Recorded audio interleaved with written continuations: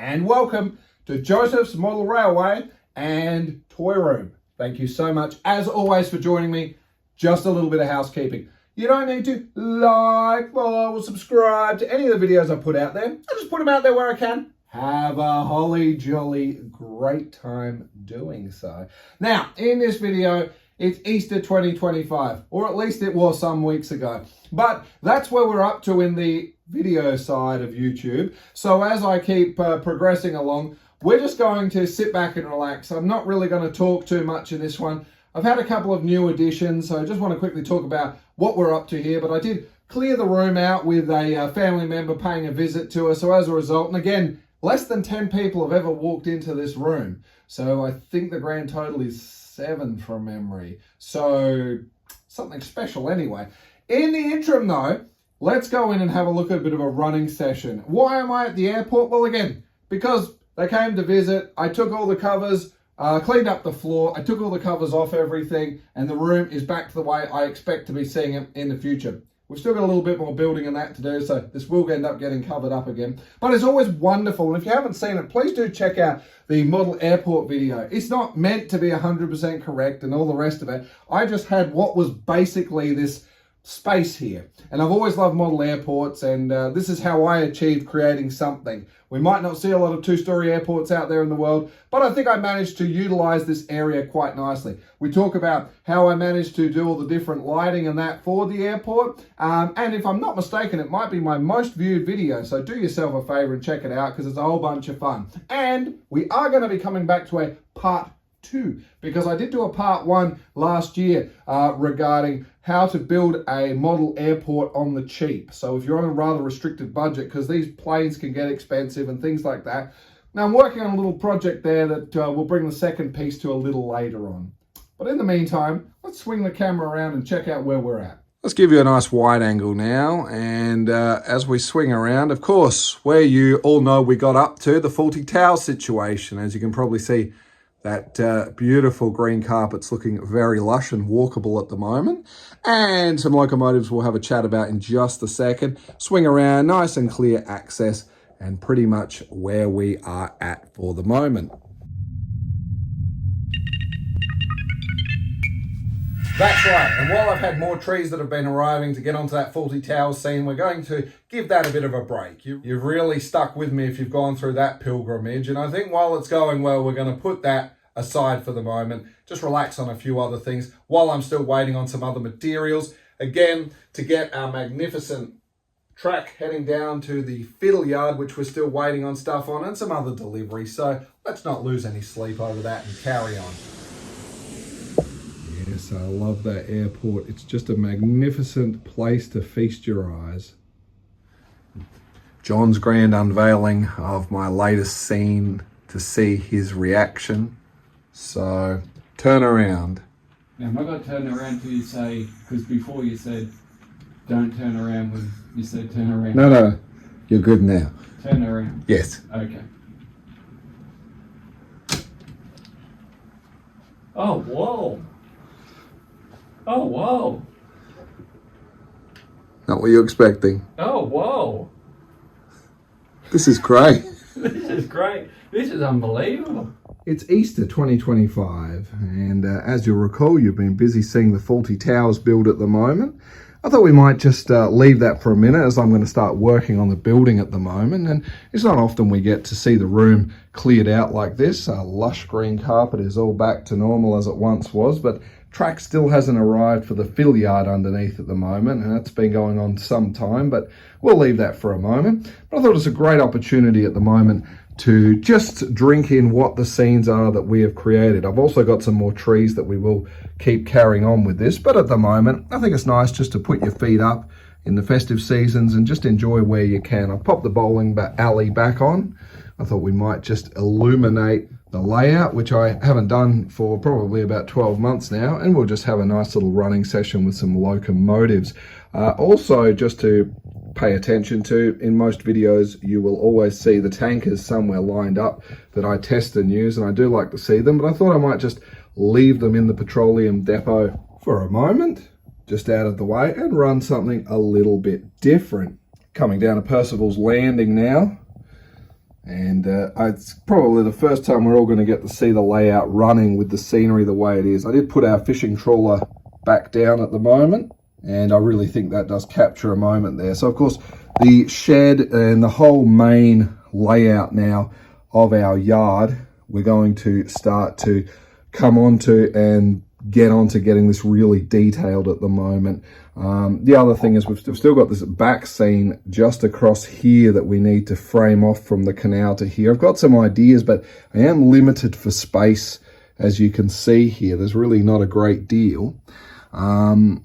So I'm not quite sure what's happening. We're still leaving that up in the air at the moment. I still haven't talked to you about the station yet, and we'll come back to that in a future one. It's not quite in a finished position, but it is nice just to enjoy the fact that the layout is actually cleaned and running at the moment. Again, I'm very, very keen to come back down to get you all started now with, of course, the fiddle yard, which was, of course, the next challenge. We have a signal that's still in the We still have a signal that's still in the red position at the moment that we can't go through. And I think as we come back around the golf scene here, I did actually just add in a few little additional bits of fencing just along here like we did at the petroleum depot. Nothing too major, but just something that would alert golfers, look, don't try and stray off and chase your ball if there's a train coming over there. And as you can see, the coaches we've used for testing purposes, and we're going to be making our way down now that we have the DCC Concepts power base installed now. This temporary stuff that's here, this cribbing here at the moment, I think it doesn't look too bad. I haven't finished. I've obviously got a landscape and sort of seal it in. I'm not really going to ballast down the track per se. We'll keep it like that. And I still am undecided about what's going to happen in the corner over here. There's really nothing else left to do now but for me to shut my big bazoo.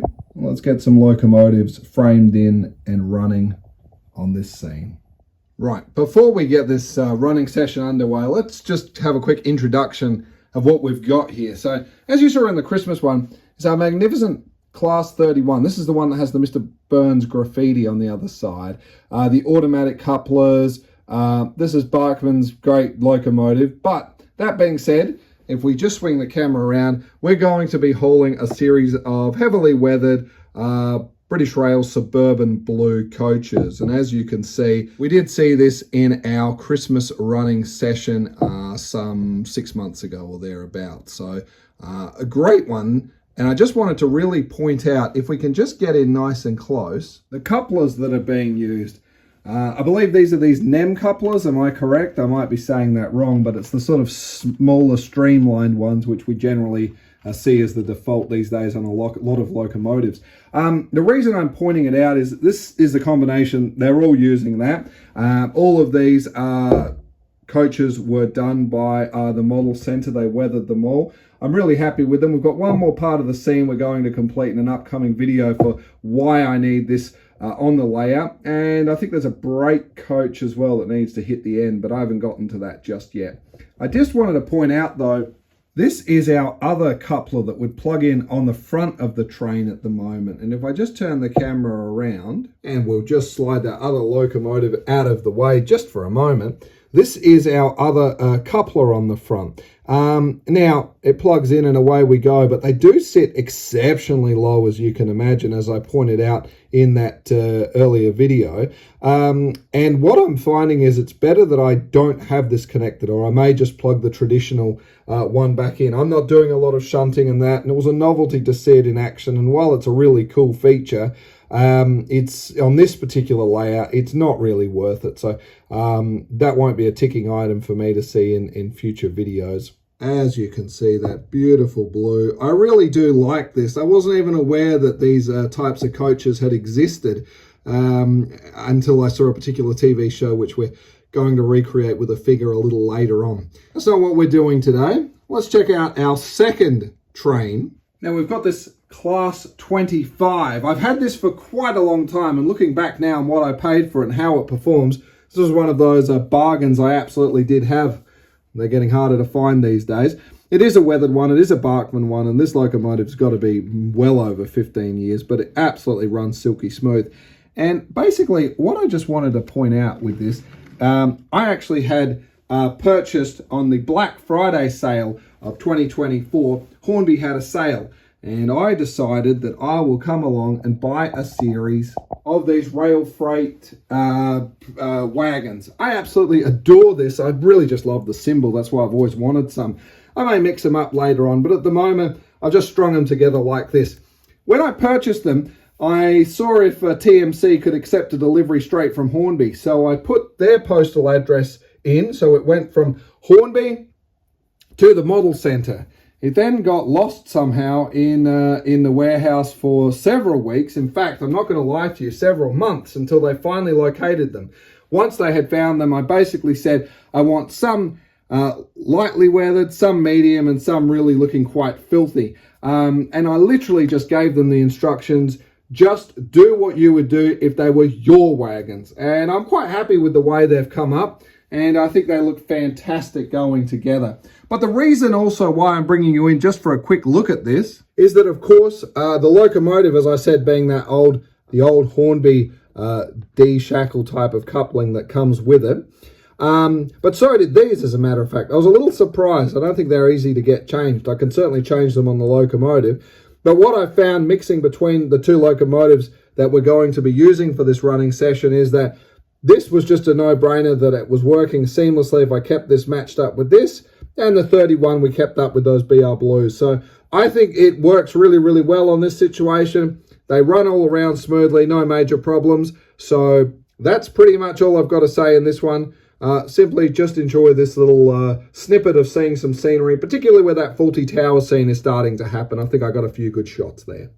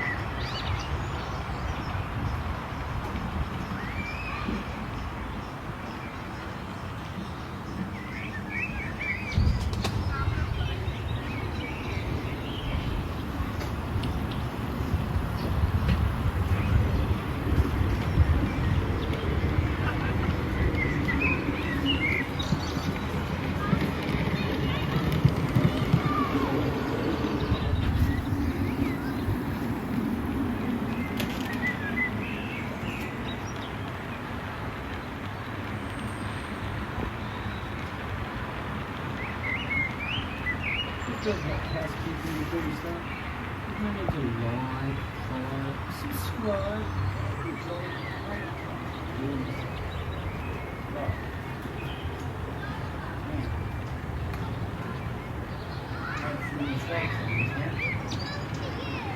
Sounds like you're gunning for my job there.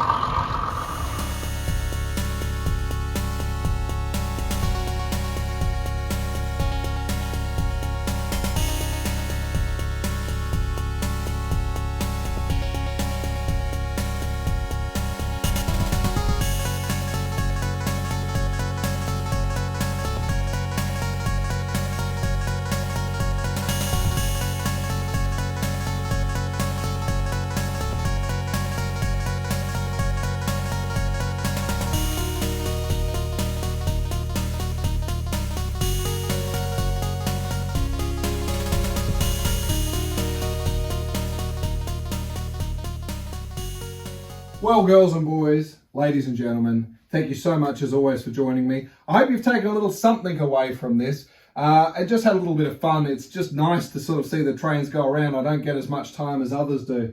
But it was nice to just slot our bowling alley back on, faulty towers, get our tankers put back into that petroleum depot for the minute, seeing Percival's Landing in action, just glowing away with the trains running by it, the petroleum depot, which has a lot more work, but we're taking a big break from that at the moment.